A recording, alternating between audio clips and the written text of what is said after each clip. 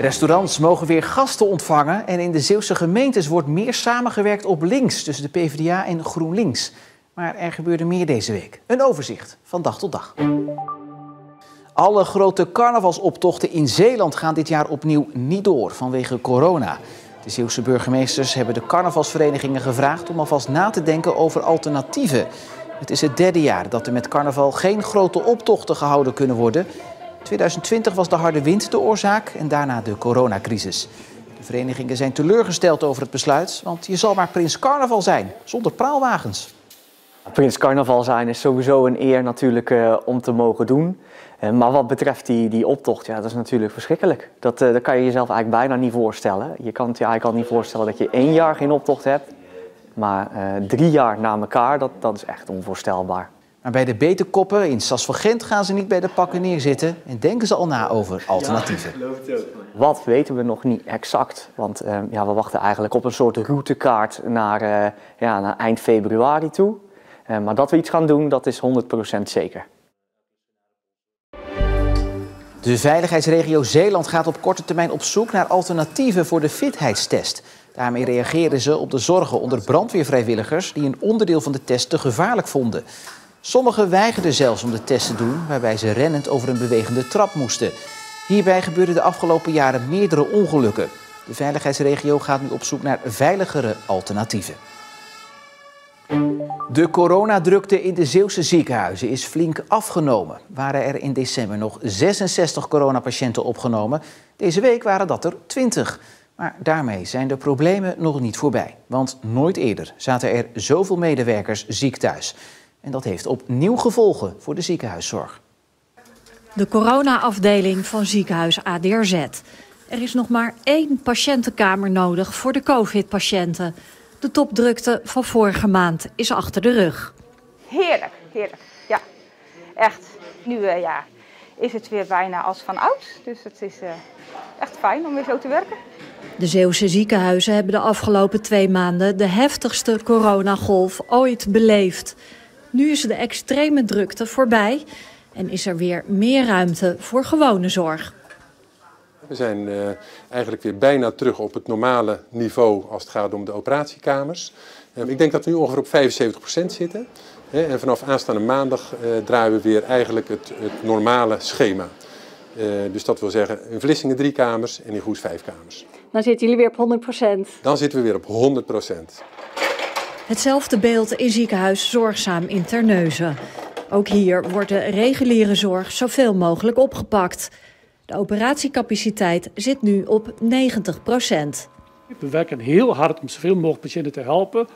Maar het is wel elke dag, elke week kijken wat kan wel en wat kan niet. Maar of die percentages worden gehaald is de grote vraag. De 2 ziekenhuizen kampen met een ongekend hoog ziekteverzuim van 10%. We merken in de trend van de afgelopen weken dat het steeds verder stijgt. En dat is best wel zorgwekkend. Het is duidelijk dat het nog vele maanden duurt voordat alle uitgestelde operaties zijn ingehaald. Ja, ik zou het exacte aantal niet kunnen zeggen, maar het gaat, reken maar uit. Als je 2 maanden eigenlijk geen reguliere zorg levert, alleen spoedingrepen doet, dan kan je wel voorstellen wat dat voor lijsten zijn. En als we dat moeten inhalen, dan gaat het om zorg die we moeten leveren naast het gebruikelijke pakket. Dus dat zal een hele tijd duren voordat we de achterstanden weggewerkt hebben. Dat maakt dat we dus elke dag, elke week, soms meerdere keer per dag moeten kijken, kan de zorg die wij willen geven, kan die op die manier doorgaan. Minder coronapatiënten, maar een ongekend hoog ziekteverzuim. En dan hebben we ook nog die rondrazende besmettingsstorm in Zeeland. En dat maakt dat de ziekenhuizen toch nog wel even hun hart vasthouden. De hoop groeit dat het mee gaat vallen met de ziekenhuizenopnames de komende tijd.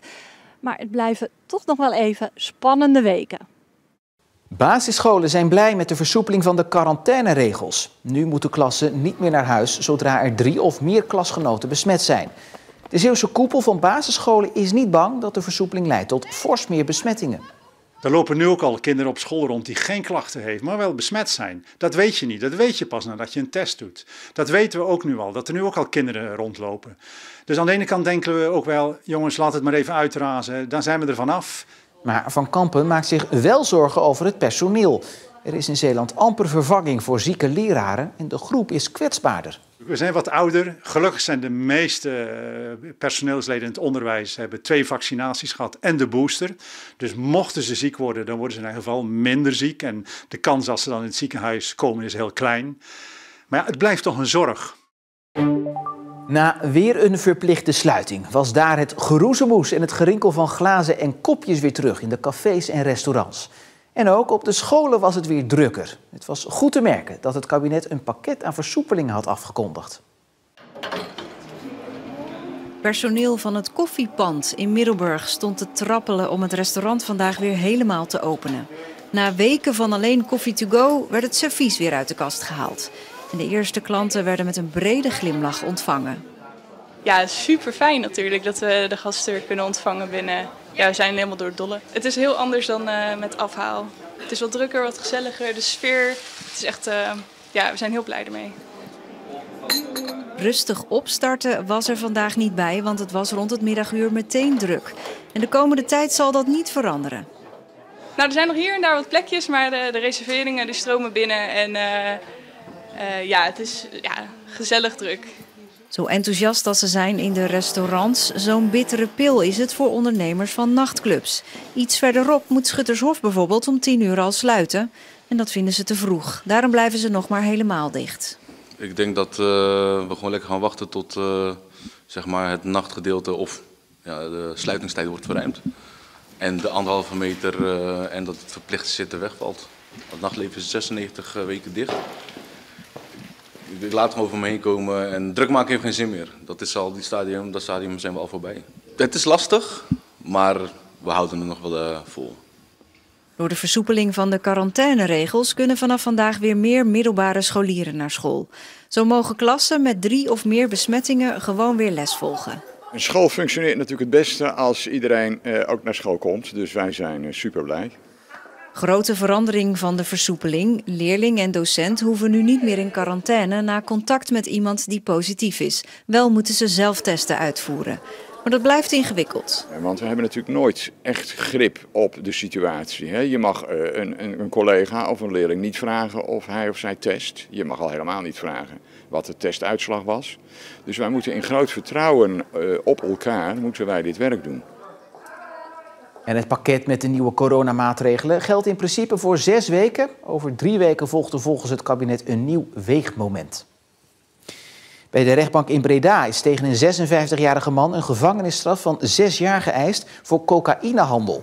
In 2016 viel de politie het papierbedrijf van de man en zijn zus in Sint-Philipsland binnen en vond daar bijna 400 kilo cocaïne. Veel contant geld en dure auto's. Ook tegen de vader, moeder en zus van de man zijn celstraffen geëist. Zij worden verdacht van het witwassen van geld. De familie zegt niets met de drugs te maken te hebben en alleen papier te hebben geïmporteerd uit Zuid-Amerika. De SP heeft in aanloop naar de gemeenteraadsverkiezingen van 16 maart het niet makkelijk. De partij doet maar in 6 van de 13 Zeeuwse gemeenten mee. 4 jaar geleden, bij de vorige verkiezingen, waren dat er nog 8. De straat op in Zierikzee met de afdeling Schouwen-Duiveland van de Socialistische Partij. Daar ging het moeizaam de laatste jaren. We stonden een beetje onderbemand. En ja, nu langzaam maar een beetje komen de mensen er weer een beetje bij. En proberen we te bouwen naar een stabiele afdeling. Ook in Middelburg had de SP problemen. De partij had bijna niet meegedaan aan de verkiezingen in maart. Er zijn wat mensen uitgevallen door ziekte of door persoonlijke omstandigheden. Er zijn zelfs een paar mensen overleden. Nou, dat maakt dat je toch even een dip hebt als groep. En dat je dan op zoek gaat naar vrijwilligers. Nou, die konden wij niet meteen vinden. Maar op het moment dat we zeiden van we kunnen niet meedoen, toen kregen we toch wel wat mensen actief. Die zeiden oké, we willen daarvoor gaan staan. In 7 van de 13 Zeeuwse gemeenten heeft de SP op dit moment raadzetels. In 6 gemeenten dus niet. Of het huidige aantal van 10 SP-raadzetels in Zeeland wordt gehaald in maart, blijft spannend. Want het is moeilijk om aan voldoende goede mensen te komen. Wij zijn wel van mening dat je gewoon een stevige afdeling moet hebben. Dus niet met 3 mensen zeg maar, op een lijst kunt gaan staan en het daarmee draaien. Zoals andere politieke partijen gewoon soms doen. Hoe is het gelukt om toch aan mensen te komen? Ik kan heel goed praten. Ik kan heel goed mensen binnen charteren. Dat is een beetje, ik kom mensen tegen, praat met ze, je raakt op een gegeven moment, dit vind ik wel interessant. En ja, ik vind het leuk om dan iemand te proberen te activeren. Dan denk ik van joh, kan ik er nog wat uit krijgen? En dat werkt blijkbaar, want in Schouwen-Duiveland staan nu 6 kandidaten op de SP-lijst. In Middelburg zijn dat er 7.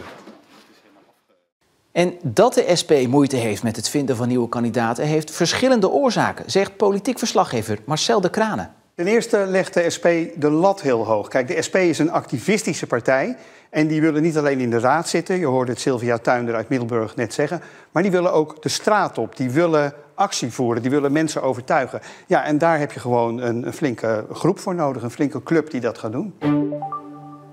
Bijna de helft van de Zeeuwse gemeenten heeft de komende jaren te weinig woningbouwplannen om aan de vraag te voldoen. Dat blijkt uit cijfers van de provincie. In de gemeenten Goes, Rijmerswaal en Tholen zijn de problemen het grootst. Zeeland groeit. Afgelopen jaar kwamen er bijna 1500 Zeeuwen bij. Terwijl we er in het verleden nog van uitgingen dat onze provincie ging krimpen. Die groei heeft voor- en nadelen. Zoals een gebrek aan woningen. Als Zeeland hebben we zoveel mogelijkheden. En als de toekomstvisie is van jongens, we gaan zorgen dat het een mooi leefbaar gebied wordt. Dan zul je gewoon huizen moeten bouwen op voorraad. Als we kijken naar de verwachte situatie in de toekomst zien we grote verschillen in Zeeland. We hebben alle woningbouwplannen van alle gemeenten tot 2034 opgevraagd. En daarnaast hebben we de bevolkingsprognose gelegd. Dus hoeveel inwoners gaan er af of komen erbij? Dan blijkt dat 6 Zeeuwse gemeenten te weinig concrete woningbouwplannen hebben om aan de vraag te voldoen. Het betrekkelijk kleine Rijmerswaal komt de komende jaren bijna 700 nieuwe huizen tekort. Een van de oorzaken is wel dat de afgelopen jaren wellicht wat vertraging hebben opgelopen. Ook rondom stikstofcrisis en dat soort zaken. Daarnaast heb je natuurlijk ook gewoon te maken met dat we zien dat het aantal personen in huishoudens ook daalt. Dus ja, als je minder mensen in een woning hebt wonen, heb je uiteindelijk om hetzelfde aantal mensen te kunnen huisvesten, heb je meer woningen nodig. Het gaat bij de gemeentelijke plannen om de harde plancapaciteit. Dat wil zeggen plannen die heel concreet zijn en waarvan aangenomen wordt dat ze door zullen gaan. De aantallen huizen die in de planning staan om gesloopt te worden zijn daarvan afgetrokken. Daarnaast hebben de meeste gemeenten in Zeeland zachte plannen. Daarvan is lang niet zeker dat die huizen gebouwd gaan worden. Goes heeft de meeste woningen tekort, maar door de zachte plannen kan dat uiteindelijk meevallen. Daarnaast doen Tholen en Rijmerswaal het slecht. We hebben een actieplan opgesteld waarin we eigenlijk een aantal acties op papier hebben gezet om tot 2030 echt een flinke impuls te geven aan de woningbouw in Rijmerswaal. Iemand die graag een eigen woning wilt en die is er gewoon niet, dat is ook niet leuk. En ik kom mensen tegen die soms al 2 jaar aan het zoeken zijn en gewoon die woning niet kunnen vinden. Er zijn ook gemeenten waar een overschot zal ontstaan. Terneuzen en Sluis zijn daar de meest extreme voorbeelden van. Meer gedetailleerde informatie over de woningbouwplannen van uw gemeente zijn te vinden op onze website.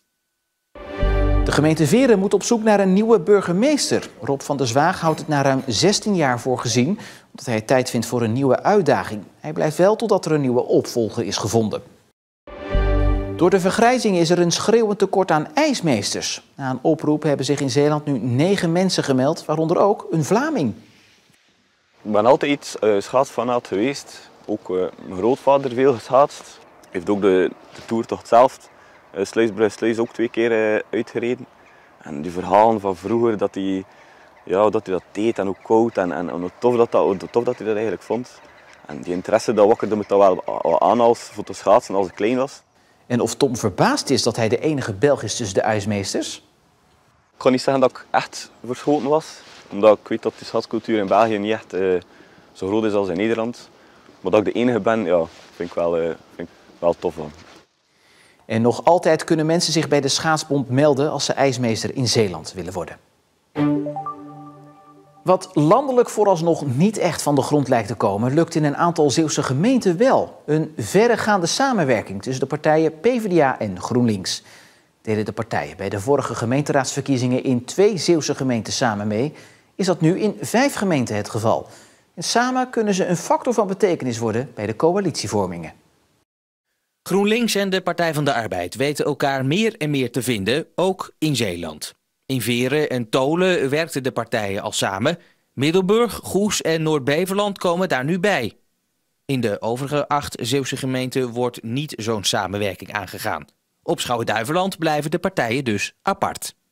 Als je kijkt naar de afgelopen periode, ja, dan zaten we de ene in de coalitie, de andere in de oppositie. Dat geeft toch een zo andere dynamiek, zal ik maar zeggen, aan het verhaal. Dat speelde er. We zijn natuurlijk met elkaar in gesprek gegaan, ook voor de verkiezingen, al een half jaar geleden. Hè. Hoe zitten we er samen in?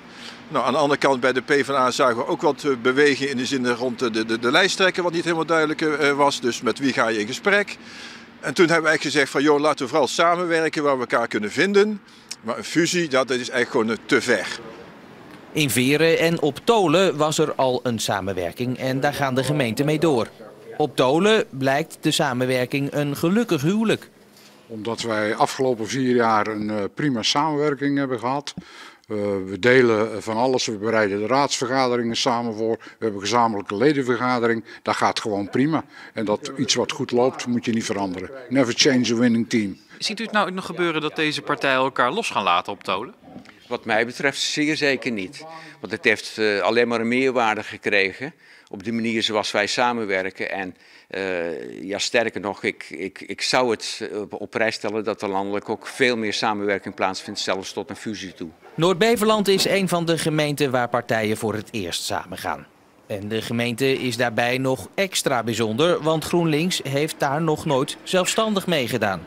Het is natuurlijk voor zo'n partij als GroenLinks, die eigenlijk helemaal niet hier was, de afweging van hoe kan je je nou eigenlijk laten zien in de politiek. Wat is de beste tactiek om aan de slag te gaan? En dan zie je ineens dat de Partij van de Arbeid best wel veel raakvlakken heeft. Dan denk je, nou, als we nou de handen ineens slaan, misschien komen we dan verder. Wellicht dat in de toekomst meer Zeeuwse PvdA en GroenLinks fracties gaan samenwerken. Ik zeg natuurlijk dat ik het hoop van wel. Want ik vind het een hele mooie samenwerking, een hele vruchtbare samenwerking. En ik denk dat die partijen elkaar echt heel goed versterken. Ik hoop toch echt van harte, maar dat is mijn persoonlijke standpunt, dat het landelijk eens een keer die besmetting doorloopt en men gaat fuseren qua partijen. Dat zou ik zou dat ideaal vinden. En ook op Schouwen-Duiveland wordt het niet uitgesloten. Nee hoor, ik bedoel, samen sta je volgens mij nog steeds sterk. Dus dat spreekwoord doet nog steeds op geld. Dus waarom niet?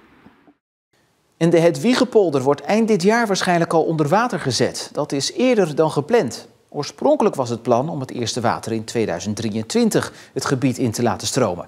En dat het nu sneller gaat, komt volgens gedeputeerde Anita Pijpelink doordat de vergunning voor het aanleggen van een panoramaheuvel eerder is afgegeven dan verwacht.